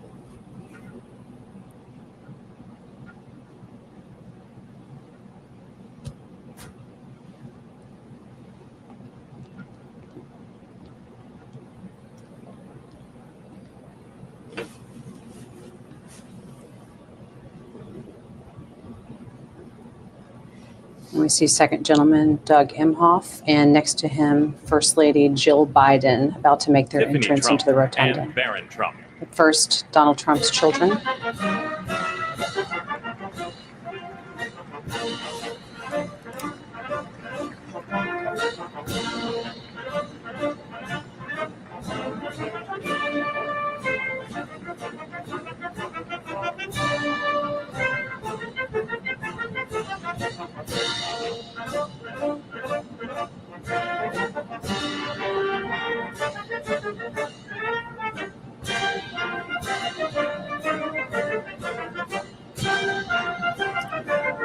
Talk about those good seats that the tech titans have. I mean, they are all lined up immediately behind the president-elect's children. So, you know, something went into that seating chart. And saw Jared Kushner earlier shaking hands with Tim Cook from Apple and Sundar Pichai of Google, right on down the road, Mark Zuckerberg.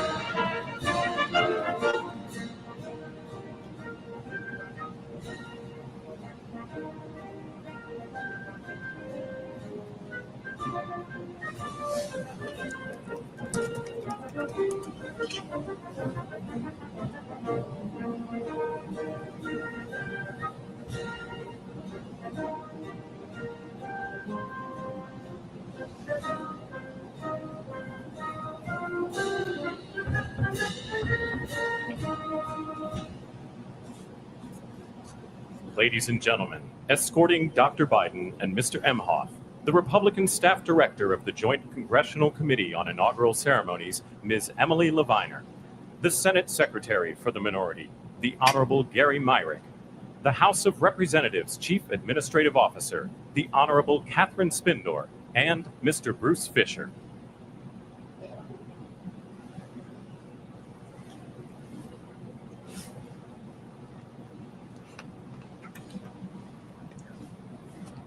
Ladies and gentlemen, Dr. Jill Biden and Mr. Douglas Emhoff.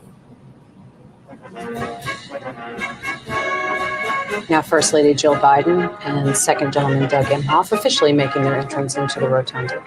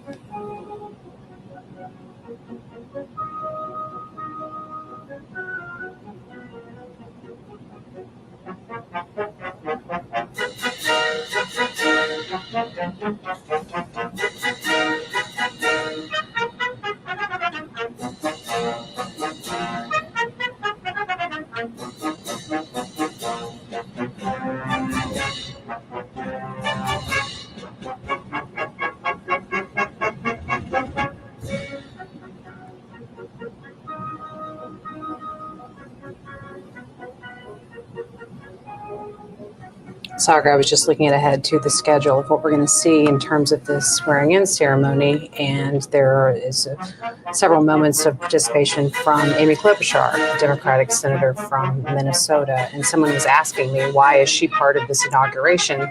She was not a supporter of Donald Trump, but she is part of the committee that organized this entire inauguration. So it's an official role for her today, in addition to being a member of the U.S. Senate.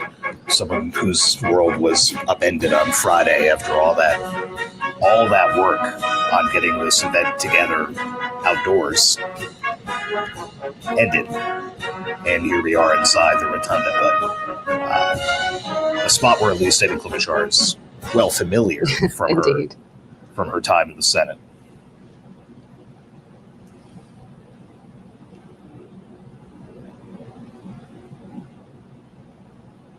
Very interesting mix of Republican and Democrat lawmakers standing together. You have Michael McCall, the Republican from Texas, Debbie Wasserman Schultz, the Democrat from Florida, standing shoulder to shoulder, and another sign of just how tight it is in the Rotunda.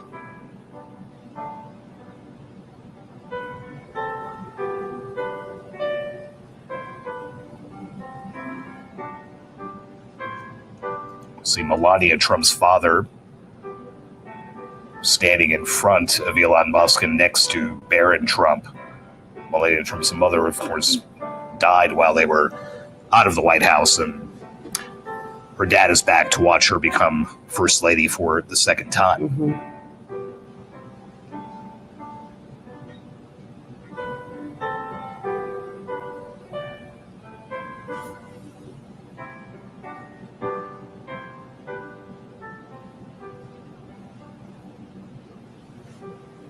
According to the schedule that they had put out, and things in Washington rarely, if ever, happen on schedule, except things like the inauguration, should be seeing J.D. Vance take his oath as vice president in about 10 minutes from now.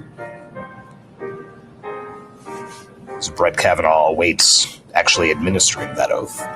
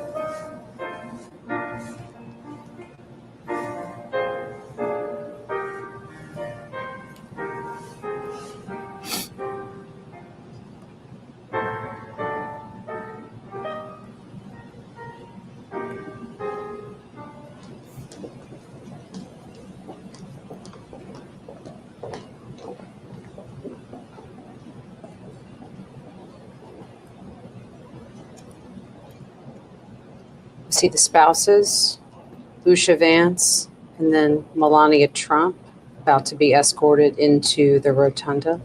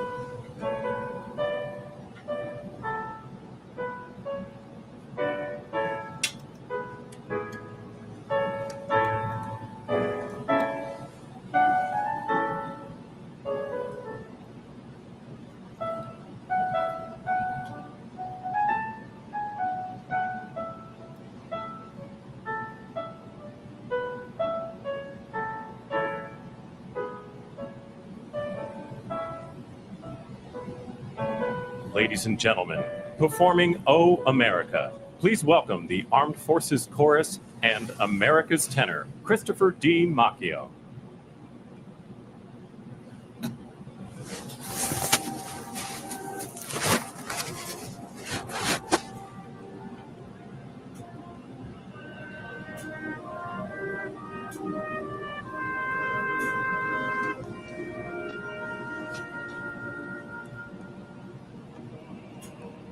America, calling. I can hear you calling me. You are calling me to be true to thee, true to thee. I will be. Oh, America, no weeping, let there be no wounded heart. I will keep you in my keeping till there be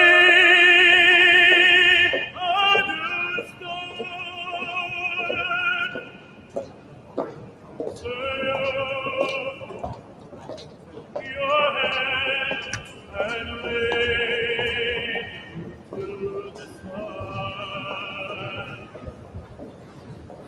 I know can go and wait will be as one. America, hear you. From your prairies to the sea, from your mountains grand, and go through this land, you are beautiful to me. Oh, America, you're calling. I can hear you calling me. You are calling me to pay to thee, to thee. Oh, I will be.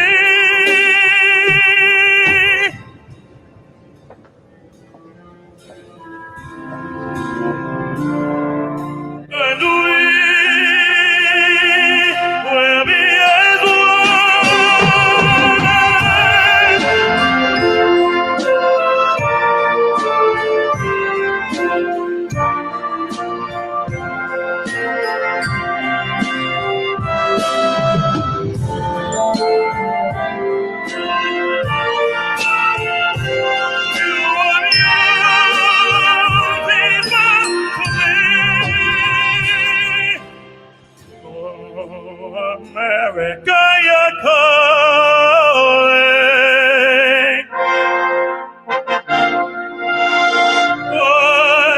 wherever and steady.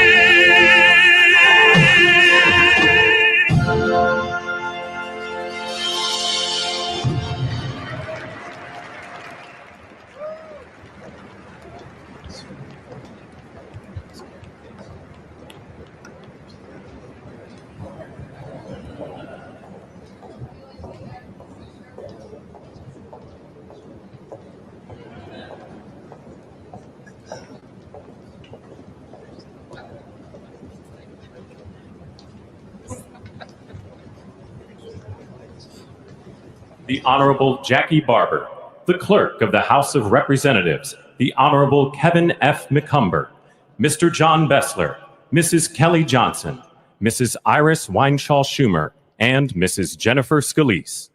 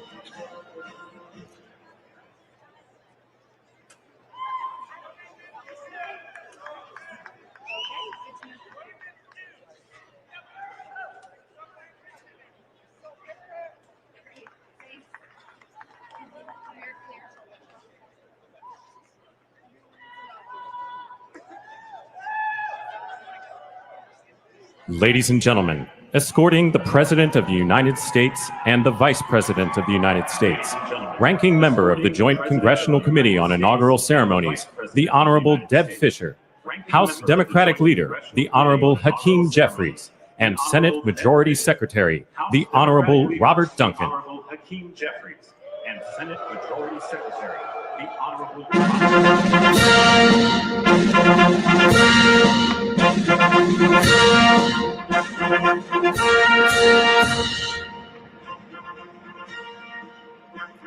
Ladies and gentlemen, the President of the United States, the Honorable Joseph R. Biden Jr., and Vice President of the United States, the Honorable Kamala Devi Harris.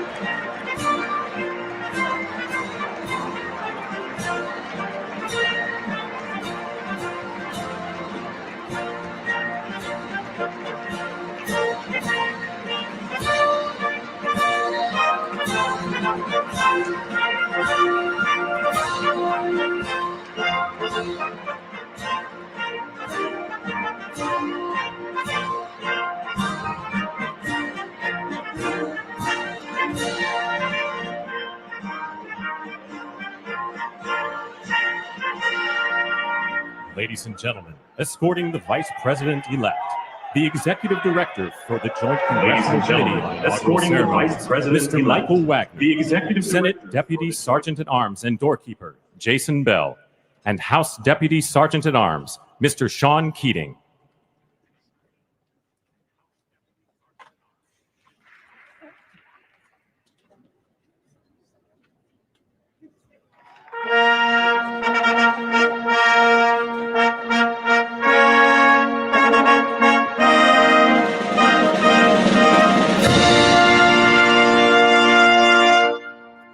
Ladies and gentlemen, the Vice President-elect of the United States, the Honorable J.D. Vance.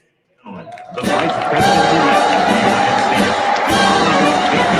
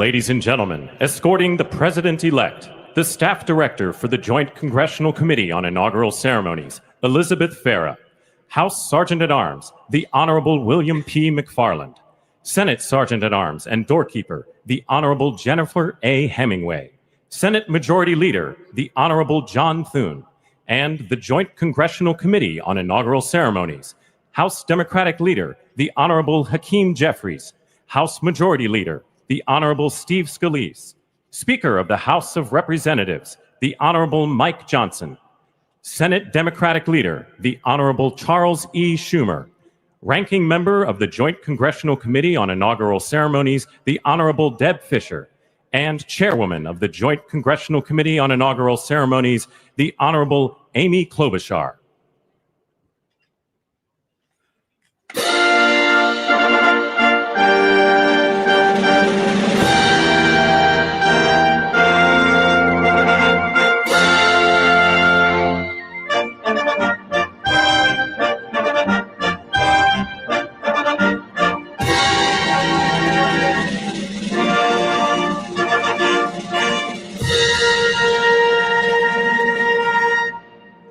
Ladies and gentlemen, the President-elect of the United States, the Honorable Donald John Trump. The President-elect of the United States, the Honorable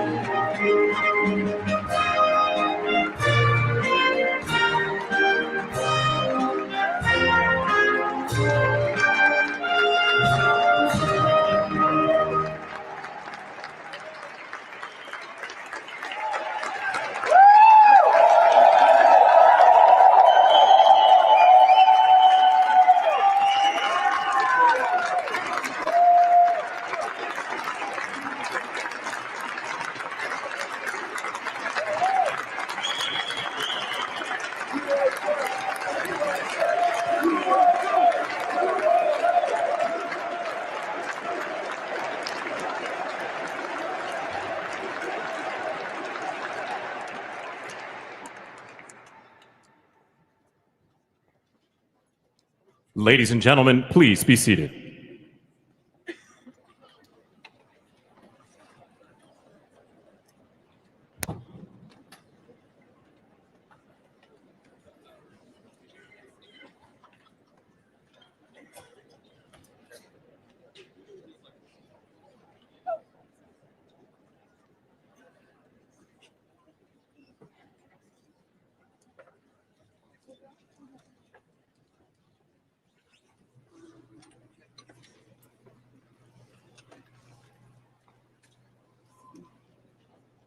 Please welcome the Chairwoman of the Joint Congressional Committee on Inaugural Ceremonies, the Honorable Amy Klobuchar.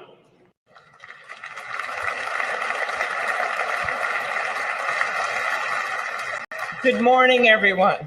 Welcome to the 60th presidential inauguration.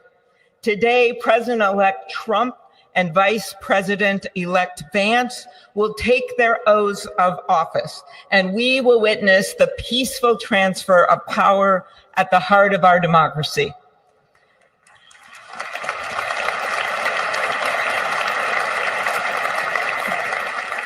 For the past year, I've chaired the Inaugural Ceremony Committee, which includes the leadership of Congress from both parties.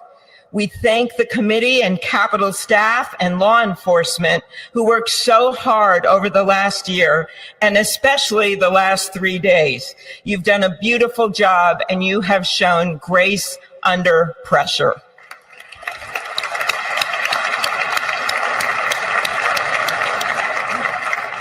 Our theme this year is our enduring democracy. The presence of so many presidents and vice presidents here today is truly a testament to that endurance. We welcome President Biden and Dr. Biden. We welcome Vice President Harris and Doug Emhoff, President Obama, President Clinton and Secretary Clinton, President Bush and Laura Bush, Vice President Pence, Vice President Quayle and Marilyn Quayle. The justices of the United States Supreme Court are with us, all 9 of them I counted, and of course, the Trump and Vance families. This ceremony marks what will soon be 250 years of our democracy. It is the moment when leaders elevated by the will of the people promise to be faithful to our Constitution, to cherish and defend it. It is the moment when they become, as we all should be, the guardians of our country. Through war and peace, through adversity and prosperity, we hold this inauguration every 4 years. And today it falls on Martin Luther King Day, a further reminder that we must strive to uphold the values enshrined in our Constitution, the freedoms, the liberties, and, as is inscribed on the entrance of the United States Supreme Court, equal justice under law.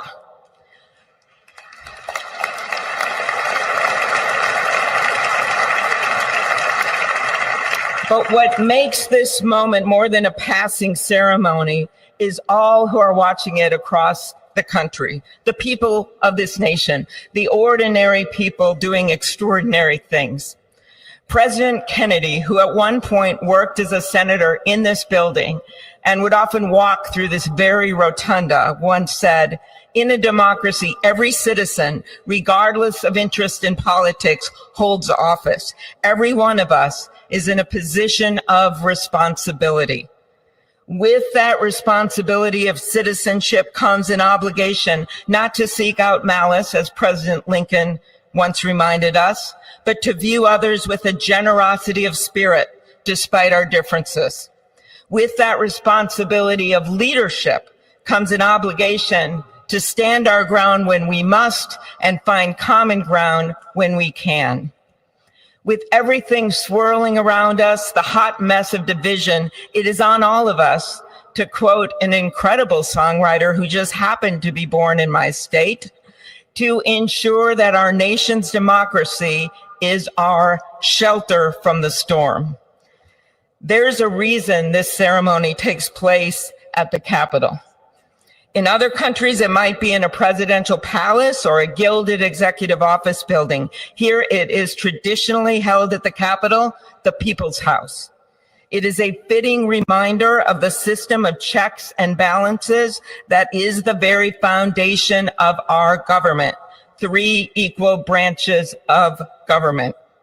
That is how, for nearly 250 years, our great American experiment, grounded in the rule of law, has endured.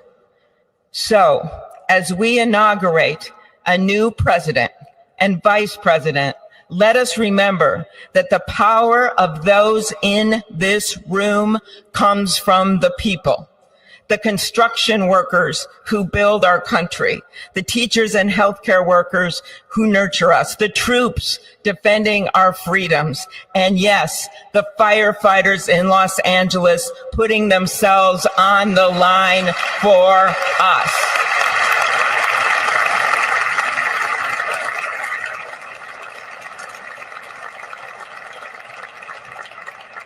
Our democracy's strength and grit must match theirs. May God bless our nation. Thank you.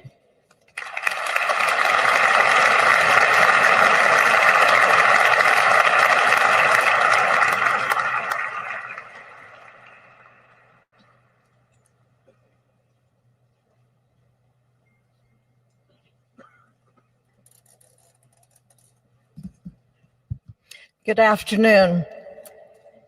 Endurance through the years is the ultimate test. To persevere through time is the truest measure of an idea, an institution, and a nation. Our founders wrote the Constitution so that America could withstand all the twists and turns of time. They wrote it to guide us and to preserve forever our right of life, liberty, and the pursuit of happiness. But as much as the truths and principles enshrined in our Constitution remain the same, our democracy promises the American people the power to change, to chart their own destiny. That's the beauty. That is the importance of democracy. It allows the endurance, the permanence of a nation through change. It allows nations like our United States both to avoid the obstacles and to seize the opportunities God has placed before us, all while staying true to our founding principles. Today is our country's